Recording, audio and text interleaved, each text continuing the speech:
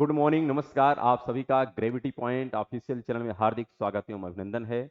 मैं सुरेश सर दुबे आज आप लोगों के समक्ष इस प्लेटफॉर्म के माध्यम से एक नई सीरीज प्रारंभ करने चल रहे हैं। और यह जो सीरीज है यह विशेष तौर पर भारतीय भूगोल के संबंध में है, जिसमें हम जो भारतीय भूगोल है इसका संपूर्ण अध्ययन करेंगे। और इसके अंतर्गत हम विशेष तौर पर जो मानचित्रावली है उस पर भी विशेष ध्यान देंगे। और यहाँ पर कंप्लीट अध्ययन का तात्पर्य होता है कंप्लीट अध्ययन हम करेंगे, चाहे हम पर्वत, पठार, मैदान या इंडस्ट्री या फिर किसी टाइप का परिवहन, सबका यहाँ पर कंप्लीट हम लोग डिस्कशन करेंगे। हम आशा करते हैं कि आप लोग स्वस्थ होंगे, मस्त होंगे और अपनी पढ़ाई में संलग्न होंगे।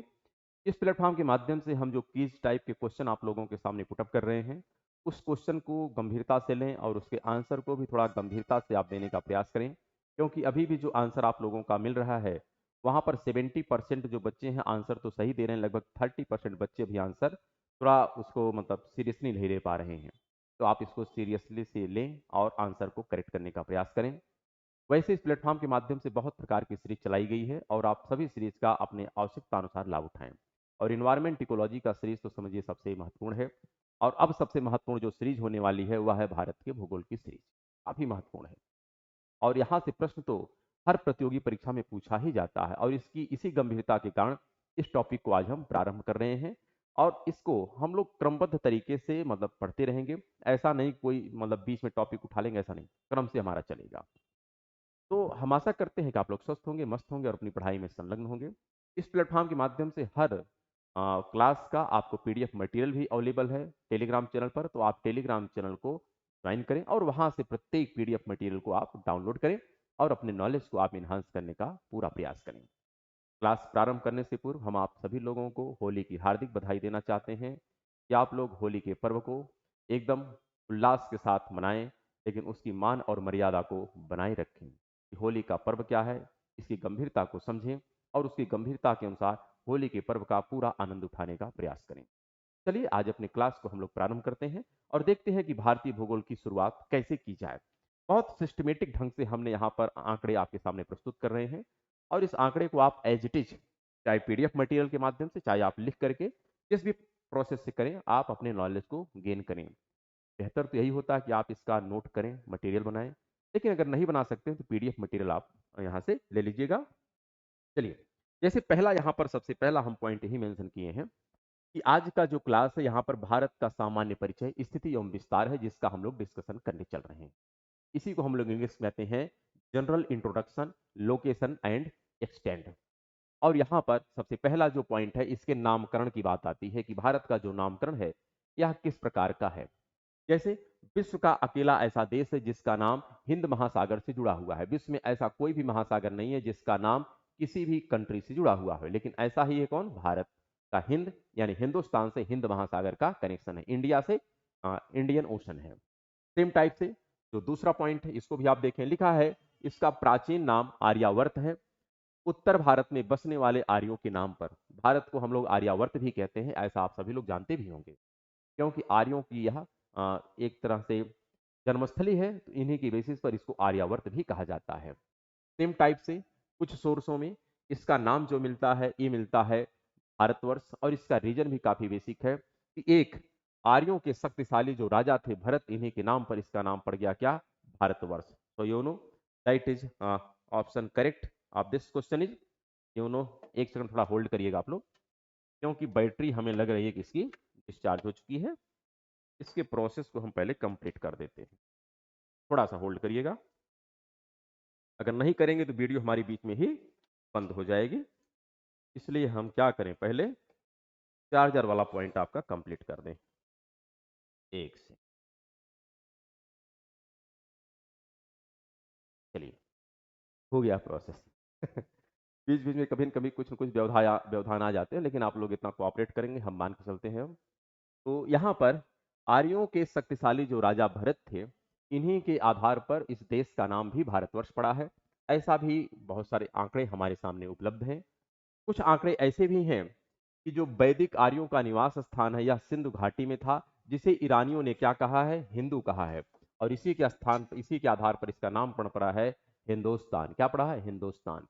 सेम टाइप से जो यूनानी है, यूनानी लोग इंडिया को क्या कहते हैं, भारत को क्या कहते हैं, सिंधु नदी को इंडस कहते हैं और इसके पूर्व में रहने वाले लोगों का या जो क्षेत्र है उसको कहते हैं इंडिया। क्या कहते हैं? इंडिया। तो इंडिया जो नामकरण किया गया किसके द्वारा किया गया है? यूनानियों के द्वारा। हिंदुस्तान नामकरण किसके द्वारा किया गया? ईरानियों के द्वारा। इसी टाइप से आज यह जो प्राचीन परंपरा के अनुसार नाम है भारत का, ये है भारत। तो और यह भारत का जो नाम पड़ा है आपको पता होगा, आर्यों के शक्तिशाली राजा भरत के नाम पर पड़ा है। वैसे एक कहानी और भी मिलती है, जिस कहानी में आप लोग सुनते होंगे कि जो शकुंतला और भरत की कहानी मिलती है, तो वहां पर भी ये कहानी आपको कहीं ना कहीं भारतवर्ष के नाम का समर्थन करती है। यह भारत के नाम को लेकर के एक बेसिक जानकारी थी और यहाँ से प्रश्न किसी ना किसी रूप में एग्जाम में पूछे ही लिए जाते हैं। तो हम आशा करते हैं बातें आपको समझ में आ रही होंगी। और इसी के संदर्भ में एक छोटा सा मैप भी है, आप मैप को देखिएगा, अभी हम आगे डिस्कस करते हैं मैप का क्या यूज है। जैसे कहा गया ना कि यह इंडिया है और इंडिया के बेसिस पर ही यहाँ पर एक ओशन है जिसको कहते हैं हम लोग इंडियन ओशन। यही एकमात्र ऐसा ओशन है जिसका नाम किसी देश के आधार पर है और यह है इंडियन ओशन। और आप देखिए भारत का जो लोकेशन है, भारत के उत्तर में, भारत के उत्तर में आपको यहाँ पर मिलता है हिमालय पर्वत मिलता है, इधर मिलता है अरब सागर, इधर मिलता है बंगाल की खाड़ी और इधर मिलता है इंडियन ओशन। यह भारत की स्थिति है और इसी को देखिए हम आगे पॉइंट वाइज क्रम में डिफाइन किए हैं। लिखा गया है यहाँ पर आकृति विस्तार एवं सीमाओं के आधार पर भारत का परिचय। क्या है यहाँ पर? जैसे सबसे अच्छा परिचय जो भारत का है वो तो इसके राष्ट्रगान में ही अवेलेबल है। हम लोग इस पर ध्यान ही नहीं देते हैं। राष्ट्रगान को अगर आप पढ़ें तो राष्ट्रगान में भारत का पूरा सामान्य परिचय उपलब्ध है। क्या लिखा गया है यहाँ पर? लिखा गया है पंजाब सिंध गुजरात मराठा द्राविड़ उत्कल बंग विंध्य हिमाचल यमुना गंगा उच्छल जलधि तरंग। इसका तात्पर्य है कि भारत की जो सीमाएं हैं वह पंजाब, सिंध, गुजरात, मराठा, द्राविड़, उत्कल, उत्कल मतलब होता है जो आपका उड़ीसा का तट होता है, बंग यानी बंगाल, विंध्य यानी विंध्याचल है, साथ में हिमाचल यानी हिमालय है, और साथ में क्या है? यमुना और गंगा, दो पवित्र नदियां हैं, और उच्छल जलधि तरंग, और इसके तट को कौन होता है? तो सागर की लहरें हैं। इस प्रकार से भारत का एक सामान्य परिचय है। भारत की जो सीमाएं हैं यह पूरा सुनिश्चित कर देता है यह राष्ट्रगान की पंक्ति कि पंजाब सिंध गुजरात मराठा द्राविड़ उत्कल बंग विंध्य हिमाचल यमुना गंगा उच्छल जलधि तरंग। ये भारत का पूरा सीमाएं एकदम सुनिश्चित हो जाती हैं इससे। तो हम लोग मेमोराइज कर लें। साथ में यहाँ पर जो पॉइंट है वो पॉइंट ए लिखा है कि भारत के उत्तर में हिमालय, ये आपको क्लियर होना चाहिए। भारत के उत्तर में क्या है? हिमालय है। दक्षिण में क्या है? हिंद महासागर है। पश्चिम में क्या है? अरब सागर है। और पूर्व में क्या है? बंगाल की खाड़ी है, जैसा हमने आपको डिफाइन किया है ना। फिर यहाँ पर अगला पॉइंट है कि भारत की जो आकृति है कैसी है? चतुष्कोणीय है। कैसी है? चतुष्कोणीय है। ऐसा भी आप देख सकते हैं भारत की जो आकृति है, कभी कभार पूछ लिया जाता है किस प्रकार की है, तो भारत की आकृति चतुष्कोणीय है। सेम टाइप से अगला जो पॉइंट है, इसके पूर्व में इंडोचीन प्रायद्वीप व पश्चिम में अरब प्रायद्वीप स्थित है। तो क्या यह क्लियर है कि नहीं? यह भी क्लियर है कि इसके पूर्व में इंडोचीन, क्योंकि भारत के अगर पूर्व में आप देखें तो भारत के पूर्व में ये जो पार्ट है, इस पार्ट को हम कहते हैं इंडोचीन पार्ट। क्या कहते हैं? Indochine part. यह भी है। तो भारत के पूर्व में इंडोचीन प्रायद्वीप या पश्चिम में अरब प्रायद्वीप स्थित है। पश्चिम में कौन सा प्रायद्वीप है? अरब प्रायद्वीप है, तो इसको भी आप देख सकते हैं। ये जो पार्ट है इसको कहते हैं अरब प्रायद्वीप। तो भारत के पूर्व में इंडो चीन प्रायद्वीप है और भारत के पश्चिम में जो है अरब प्रायद्वीप है। यह भी इसका एक सामान्य परिचय है। प्लस आप कह सकते हैं कि भारत उत्तरी गोलार्ध का देश है तथा पूर्वी गोलार्ध में मध्यवर्ती स्थित रखता है। इसको भी आप यहां से देख सकते हैं कि अगर हम मान के चलते हैं कि यह हमारा इक्वेटोरियल बेल्ट है, तो इक्वेटर के यह उत्तर में है भारत। इक्वेटर के किधर है? उत्तर में है भारत।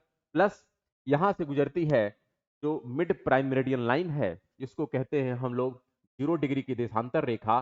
तो 0 डिग्री देशांतर रेखा के भारत किधर है? पूरब में है। ऐसे में कह सकते हैं कि उत्तरी गोलार्ध और पूर्वी गोलार्ध तथा पूर्वी गोलार्ध के मध्य में स्थित है भारत। इसी का यहाँ पर जिक्र किया गया है, आप इसको पढ़िए कि भारत उत्तरी गोलार्ध का देश है तथा पूर्वी गोलार्ध में मध्यवर्ती स्थिति रखता है। यह प्रॉपर डिफिनेशन है किसकी? भारत के परिचय की। और आगे क्या है? इस प्रकार से बहुत सारे छोटे छोटे तथ्य हैं जहां से एग्जाम में 100% क्वेश्चन पूछा ही जाता है। और हम आशा करते हैं कि आप लोगों को बातें समझ में आ रही होंगी। आप थोड़ा चैनल को प्रमोट करिए, काफी लंबा वक्त हो गया है, बस आपसे एक ही रिक्वेस्ट करते हैं, चैनल को केवल प्रमोट करिए, थोड़ा सब्सक्राइबर तो बढ़ जाए कि जिससे थोड़ा आनंद आए हमको भी। तो मटेरियल और अच्छे अच्छे आप लोगों के सामने हम लेके आएंगे क्रमबद्ध तरीके से, इसमें कोई डाउट नहीं है। थोड़ा सा आप लोगों को बस हेल्प चाहिए कि आप चैनल को क्या करें, प्रमोट करें।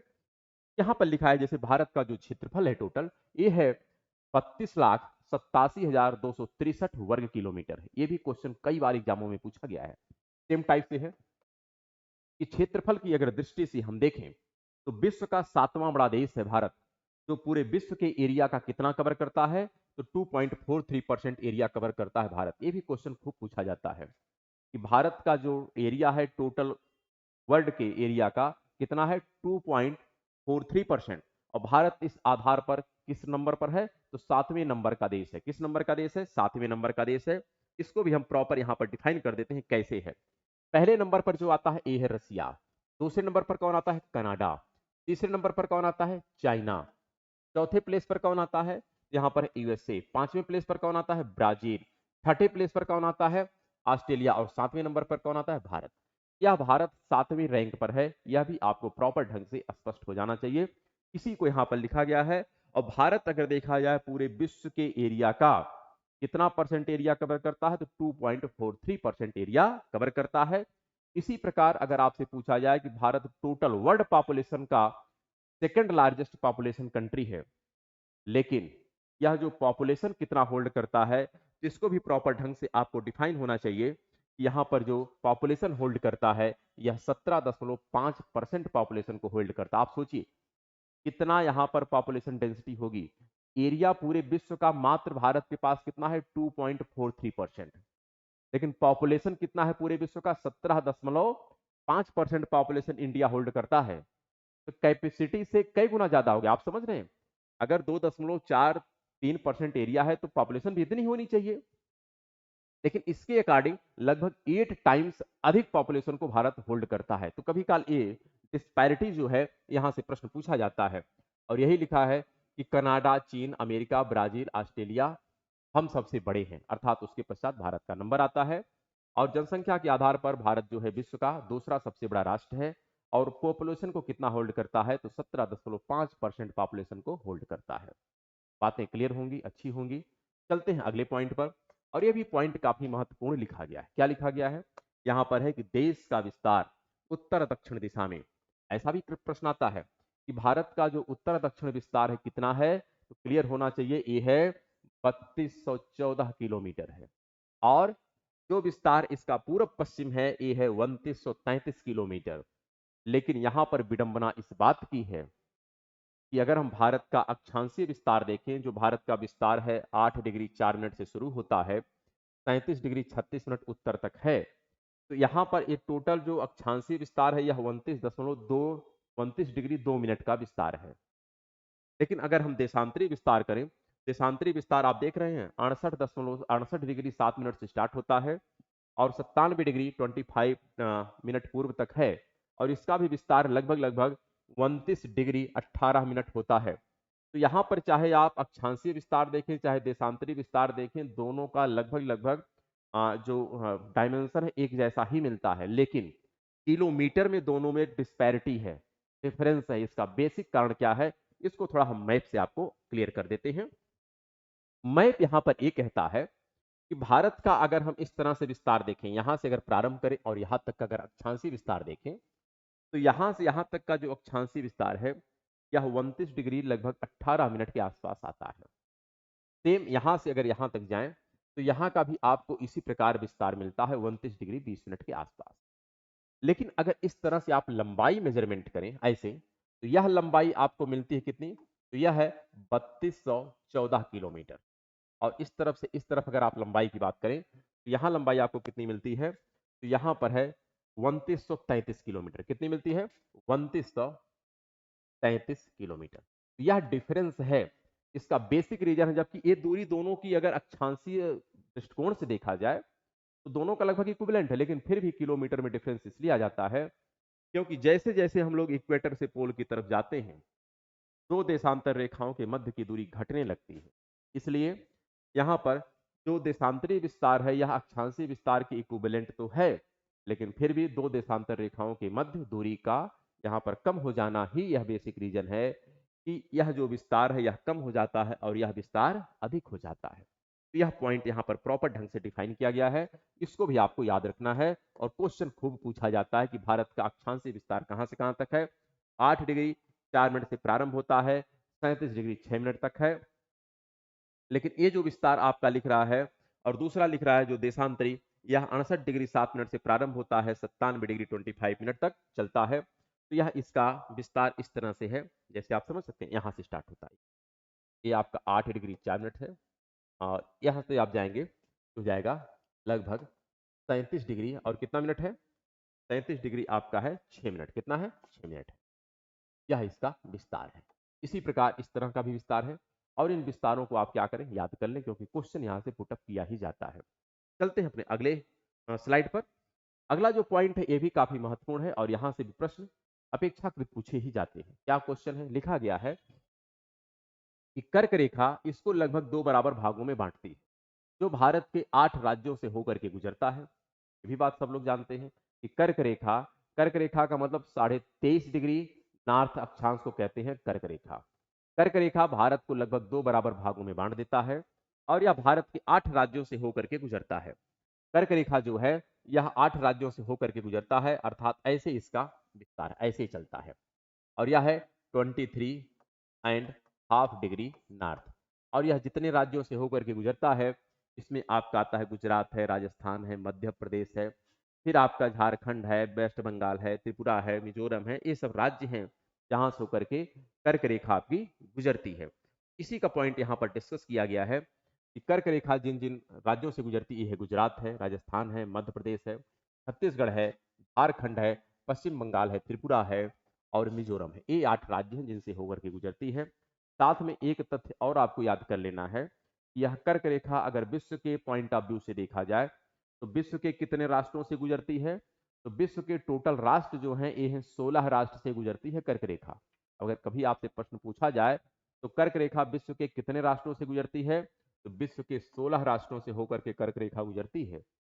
और एशिया के कितने राष्ट्रों से होकर के गुजरती है, एशिया के 8 राष्ट्रों से होकर के गुजरती है। आपको ये भी पॉइंट याद करना है, एशिया के 8 राष्ट्र से होकर के गुजरती है कर्क रेखा, जिसको कहते हैं ट्रॉपिक ऑफ कैंसर। विश्व के 16 राष्ट्रों से होकर के गुजरती है और इंडिया के 8 राज्यों से होकर के गुजरती है ट्रॉपिक ऑफ कैंसर या कर्क रेखा, जो भारत को लगभग 2 बराबर भागों में बांट देती है। इसी प्रकार अगला जो महत्वपूर्ण पॉइंट है जो है 82 डिग्री 30 मिनट पूर्वी देशांतर की रेखा है। यह भारत की प्रमाणिक मध्याह्न रेखा होती है। इसी को कहते हैं हम लोग इंडियन स्टैंडर्ड टाइमलाइन। क्या कहते हैं, इंडियन स्टैंडर्ड टाइमलाइन। अर्थात भारत का जो टाइम का कैलकुलेशन होता है इसी देशांतर रेखा से किया जाता है, जो यूके से 82.5 डिग्री पूर्व में स्थित है। और यहाँ के विषय में ये बताया गया है कि यह भारत के लगभग मध्य में इलाहाबाद के निकट से होकर के गुजरती है। और यहाँ पर है मिर्जापुर का माँ विंध्यवासिनी का जो मंदिर है, माँ विंध्यवासिनी का जो धाम है मिर्जापुर में, वहां के पास से होकर के गुजरती है। यह प्राइम मेरिडियन लाइन नहीं बल्कि इंडियन जो स्टैंडर्ड टाइम लाइन है ये गुजरती है, जो 82.5 डिग्री पूर्व में है किसके, ग्रीनविच से। और इसका जो टाइम डिफरेंस है लगभग 5.5 घंटे का अंतर आता है। कितने का अंतर आता है, 5.5 घंटे का अंतर आता है। और इन सब की तो बहुत व्यापक चर्चाएं हम लोग करेंगे ही जब क्लाइमेटोलॉजी या अन्य टॉपिक चलेगा वहां पर। अभी तो बस केवल सामान्य परिचय चल रहा है। और यकीन करिएगा क्रमबद्ध तरीके से अगर आप जुड़े हैं और लगातार प्रयास कर रहे हैं हमारे साथ, नो डाउट आप एग्जाम में बहुत बेहतर परफॉर्मेंस करेंगे, ये हमारा विश्वास है।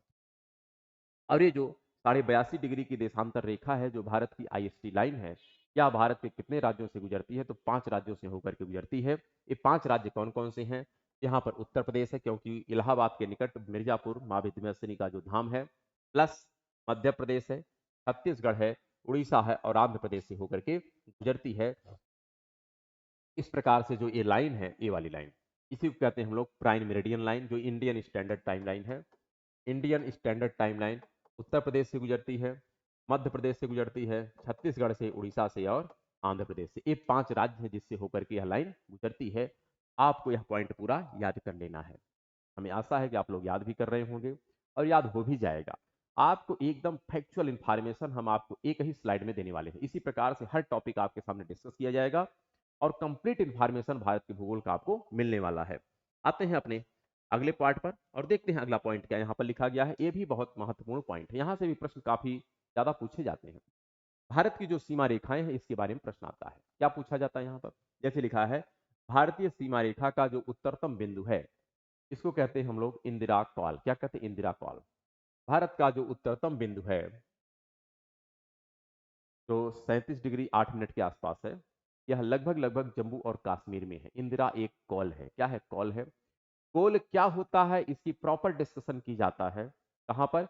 जब हम लोग लैंड फार्म पढ़ते हैं, वो भी कौन सा लैंड फार्म? तो हिमानी प्रक्रम से निर्मित होने वाली जो स्थलाकृति है, इरोजनल लैंड फार्म, उसी में एक इरोजनल लैंड फार्म होती है जिसको हम कहते हैं कोल। क्या होता है? कोल। क्योंकि जो सर्क बनता है, सर्क के 3 पार्ट होते हैं, एक होता हार्न, एक होता एरिटी और एक होता कोल। तो कोल उसी का पार्ट है और इसका डिस्कशन हमें पूरा याद है कि हम लोग जब प्रैक्टिस कर रहे थे जियोमॉर्फोलॉजी का तो वहां पर कंप्लीट किए थे। फिर भी नहीं याद है, कोई दिक्कत की बात नहीं, फिर से हम लोग पढ़ ले रहे हैं।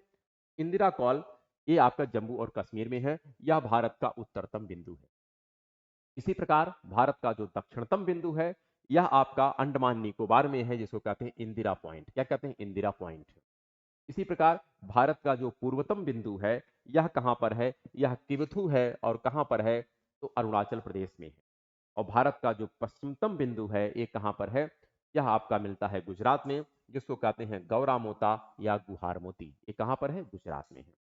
इसी प्रकार अगर हम अगले पॉइंट का डिस्कशन करें तो मुख्य भूमि का जो दक्षिणतम सिरा है, मुख्य भूमि का, मेनलैंड का, ओवरऑल जो भारत की टेरिटरी है उसका दक्षिणतम बिंदु तो आपको मिलता है इंदिरा पॉइंट। लेकिन मेनलैंड का जो दक्षिणतम पॉइंट है वो क्या है? केप कमोरिन, या जिसको कहते हैं इंदिरा पॉइंट। क्या कहते हैं?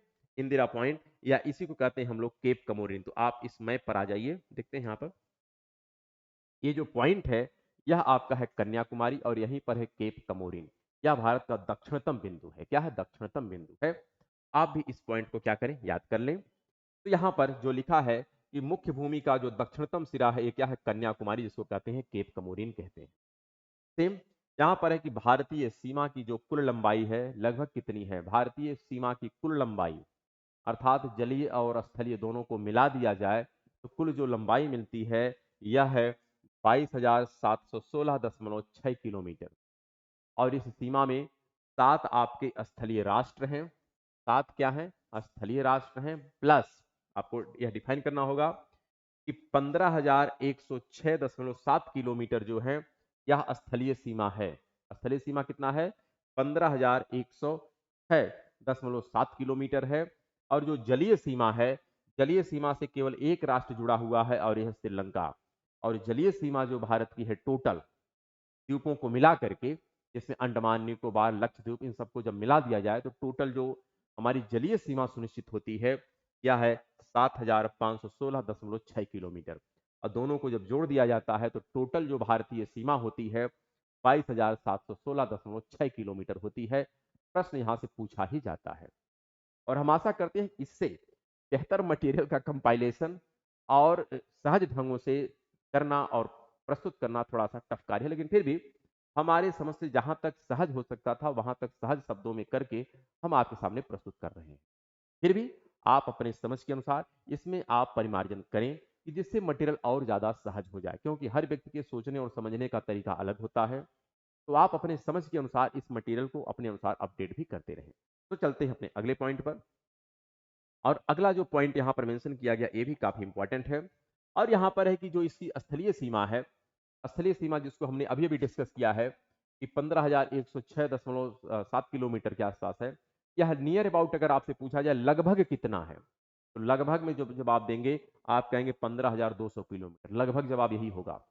और कुल सीमा कितना होगा? कुल सीमा जो यहाँ पर लिखा गया है दैट इज हेयर 22,716। तो यहाँ पे आप कर देंगे 22,700 किलोमीटर होगा इसकी कुल सीमा लगभग में। लेकिन अगर एग्जैक्ट पूछा जाए तो एग्जैक्ट आपको क्लियर होना चाहिए कि स्थलीय सीमा जो है 22,106.7 है और नियर अबाउट में देखा जाए तो 15,200 किलोमीटर मिलती है इसकी स्थलीय सीमा। तो ये नियर अबाउट और एग्जैक्ट में डिफरेंस होता है थोड़ा सा, इसको आप ध्यान में रखेंगे। और यहाँ पर है कि भारतीय जो स्थलीय सीमाओं की लंबाई है, भारत की स्थलीय सीमा में 7 राष्ट्र हैं जो इससे अपना संपर्क रखते हैं। और 7 राष्ट्रों में जो सबसे ज्यादा लंबी सीमा है भारत की किस राष्ट्र के साथ है? यह है बांग्लादेश। किसके साथ है? बांग्लादेश। और एक इसके लिए ट्रिक है, बचपन। क्या है? बचपन। बचपन से एमबीए। तो ये इसको आप याद कर लें, बचपन से एमबीए करने का शौक है। तो बचपन यानी बांग्लादेश हो गया। बांग्लादेश की सीमा भारत से सर्वाधिक लंबी लगती है, लगभग 4096.7 किलोमीटर की सीमा बांग्लादेश के साथ भारत की है, सबसे लंबी सीमा। सेकंड पर कौन आ जाएगा? तो सेकंड पर है चाइना। यहाँ पर चाइना की लंबाई दूसरी है जो भारत के साथ सीमा साझा करता है। तीसरे नंबर पर कौन है? यहाँ पर आ जाएगा पाकिस्तान। तीसरे नंबर पर कौन आ जाएगा? तो ये है नेपाल।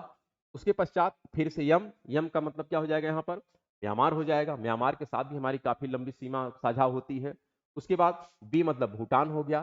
फिर ए मतलब हो गया अफगानिस्तान। यह भारत के 7 पड़ोसी राष्ट्र हैं जिसके साथ भारत की सीमाएं साझा होती हैं, लेकिन ये स्थलीय राष्ट्र हैं।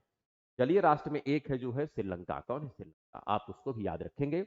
और इस प्रकार से इनका लंबाई से घटते क्रम में जो अरेंज है, इसको भी आपको याद करना। कभी काल पूछा जाता है सबसे ज्यादा लंबी सीमा किसके साथ है, सबसे छोटी सीमा किसके साथ साझा होती है, तो आपको जवाब देना पड़ेगा।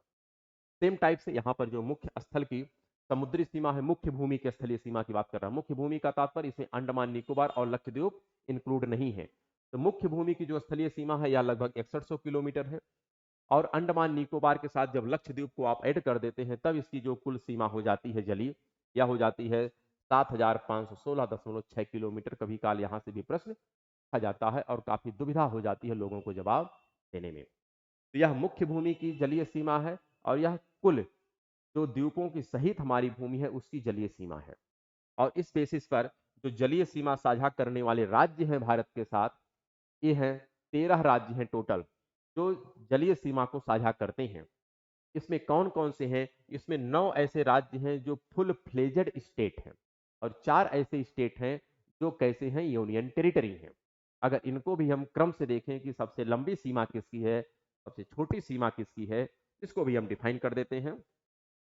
सबसे लंबी जो सीमा है ये है अंडमान निकोबार की। किसकी है? अंडमान निकोबार की है। उसके पश्चात कौन मिलता है? गुजरात है। फिर अंडमान निकोबार है, अरे आंध्र प्रदेश है।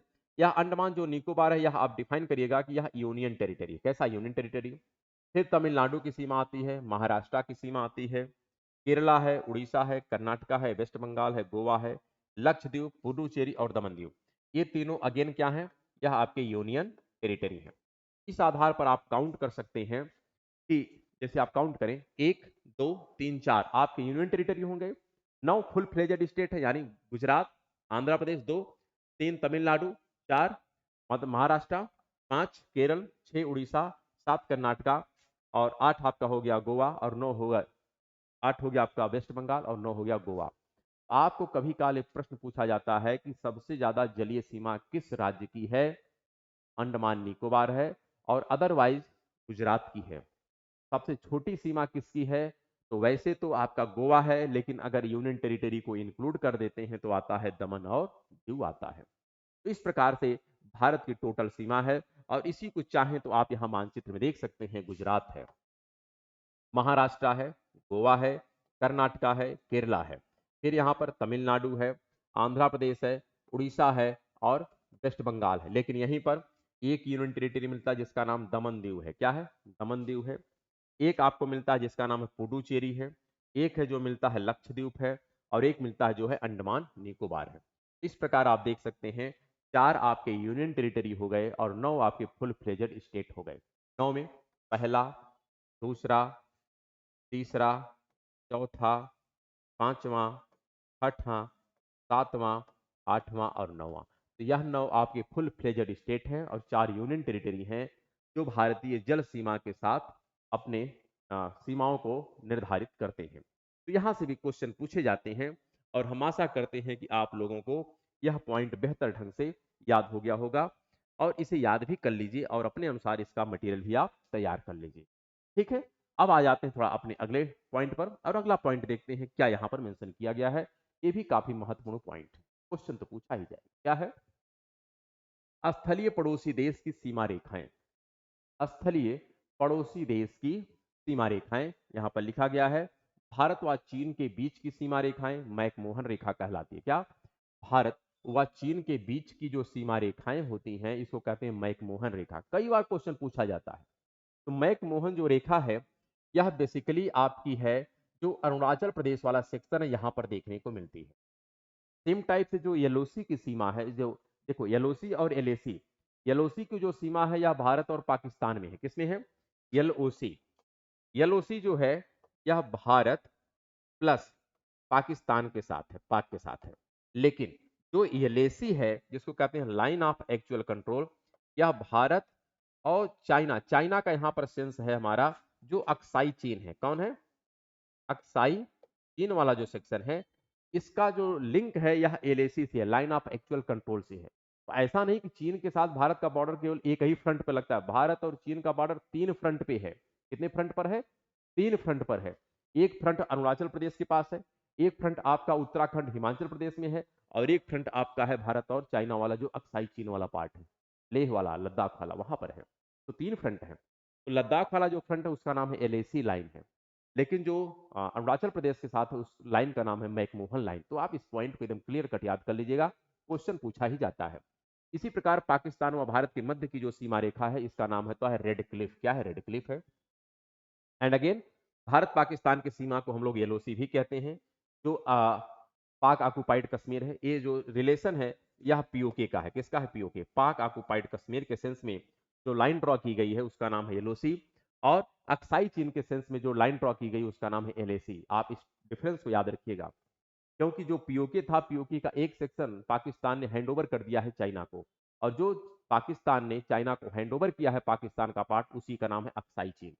वहां पर जो बॉर्डर बनती है उसका नाम एलएसी, लेकिन जो पाकिस्तान के फ्रंट की तरफ बॉर्डर बनता है पीओके का, इसका नाम है एलओसी। इस डिफरेंस को भी याद रखिएगा, क्वेश्चन यहां से पुटअप किया ही जाता है। चलिए, हम समझते हैं कि आपको विजिबिलिटी होगी, ठीक होगा। फिर भी कोई असुविधा होती है तो हमारा कॉन्टैक्ट नंबर भी है, आप उस पर भी कॉन्टैक्ट कर सकते हैं। अदरवाइज रहे तो आप कमेंट करिए, कमेंट तो हम पढ़ ही लेंगे, कोई दिक्कत की बात तो है नहीं।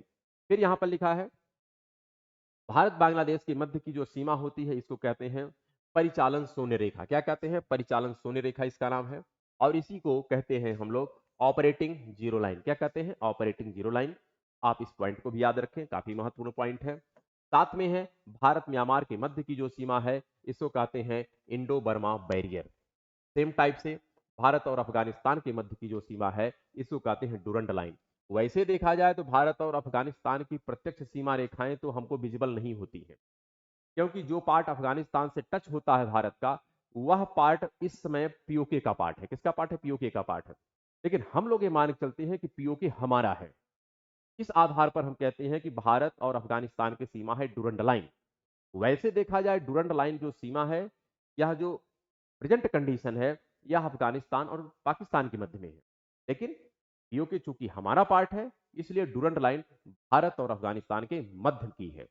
इस आधार पर इस पॉइंट को भी आप याद कर लीजिए। और चलते हैं अपने अगले पॉइंट पर, और अगला पॉइंट भी हम ध्यानपूर्वक देख करके समझ करके उत्तर देने का प्रयास करेंगे। यहाँ पर वही सब पॉइंट लिखा गया है, मतलब लिखा क्या गया, मैप एक हमने आपके सामने ड्रॉ कर दिया है कि जिससे थोड़ी सी आपको विजिबिलिटी हो जाए। फिर भी अगर नहीं विजिबिलिटी है तो कोई चिंता का विषय नहीं, हम डिफाइन कर दिए। फिर आते हैं अगले पॉइंट पर। और अगला जो पॉइंट लिखा गया है ये भी काफी अच्छा है। जो जलीय पड़ोसी देश है, जलीय पड़ोसी देशों में कई प्रकार के देश, जैसे यहाँ पर सबसे पहला है भारत श्रीलंका। भारत और श्रीलंका जो है, यहाँ पर आपको मिलता है पाक जल संधि है, मन्नार की खाड़ी है, एडम ब्रिज है, और पंबन द्वीप पर रामेश्वरम है। तो भारत श्रीलंका में एक है पाक जल संधि, मन्नार की खाड़ी और एडम ब्रिज, और यहाँ पर है पंबन द्वीप पर है रामेश्वरम सेतु। यह सब कहाँ पर है इसको आप यहाँ से डिफाइन कर सकते हैं। ये है भारत का पार्ट और यह श्रीलंका का पार्ट। और यहाँ पर है एक स्टेट जिसको कहते हैं पाक स्टेट। यहीं पर एक खाड़ी है जिसका नाम है मन्नार की खाड़ी, और यहीं पर एक ब्रिज है जिसको कहते हैं एडन ब्रिज, और यहीं पर है चेतराम रामेश्वर। चेतमान रामेश्वरम जो है यह यहीं पर स्थित है। यह भारत और श्रीलंका के मध्य की एक कह सकते हैं जो नेचुरल कंडीशन है उसको डिफाइन यहाँ पर किया गया है। सेम टाइप से भारत और इंडोनेशिया के मध्य की अगर हम बात करें, यहाँ पर महान चैनल मिलता है जो ग्रेट निकोबार और सुमात्रा के मध्य में है। क्योंकि ग्रेट जो निकोबार है यह इंडिया का पार्ट है, और सुमात्रा जो पार्ट है किसका पार्ट है? इंडोनेशिया का पार्ट है। तो ग्रेट निकोबार और सुमात्रा के मध्य जो चैनल है इसको कहते हैं हम लोग महान चैनल। क्या कहते हैं? महान चैनल। यह भारत और इंडोनेशिया को प्रॉपर डिफाइन करता है। यहाँ पर जो एक चैनल है इसी को कहते हैं हम लोग महान चैनल। यहाँ पर है सुमात्रा और यहाँ पर है इंडिया का जो पार्ट, इसको कहते हैं ग्रेट निकोबार। तो करेक्ट आंसर इस पर्टिकुलर क्वेश्चन का जो हो जाएगा, क्वेश्चन तो नहीं हम कर रहे हैं, या कह सकते हैं जो डिवीजन है इसको आप प्रॉपर ढंग से यहाँ पे समझ सकते हैं। इसी प्रकार भारत और म्यांमार के मध्य जो चैनल है, इस चैनल को हम लोग कहते हैं 14.5 डिग्री। ध्यान रखिएगा, भारत और म्यांमार के मध्य का है, और इसी को हम लोग कहते हैं कोक यौम निकोबार। क्या कहते हैं? कोक यौम निकोबार। इसको भी प्रॉपर आप डिफाइन कर सकते हैं भारत और म्यांमार में। भारत और म्यांमार का अगर संदर्भ आप देखें तो यहाँ पर ये है म्यांमार का सेक्शन और ये है भारत का सेक्शन। तो यहाँ पर जो स्टेट है इसको कहते हैं कोक स्टेट। क्या कहते हैं? Coke state. यह भारत और म्यांमार को क्या करता है? प्रॉपर एकदम डिफाइन करता है।